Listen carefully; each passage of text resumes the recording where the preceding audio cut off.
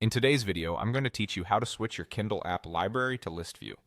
If you prefer a clean, streamlined way to browse your books, list view is a great choice. It shows each title on its own line, along with the author and your reading progress, so you can quickly decide what to open next without squinting at covers. Let's walk through how to set that up in the Kindle app, and I'll point out exactly where everything is so you don't get lost. Start by opening the Kindle app on your phone or tablet. Once it's open, look toward the bottom of the screen and tap Library. This is the tab that contains everything you own or have downloaded. If you don't see Library at first, make sure you're not on the Store tab, which looks similar but focuses on purchasing new books. With your library visible, head to the top right corner of the screen. You should see a small filter and sort icon that looks like two arrows, one pointing up and one pointing down. Tap that icon.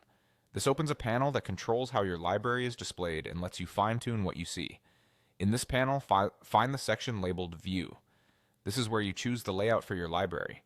You may see different options depending on your device, but the one we want is List. Tap List to switch the layout.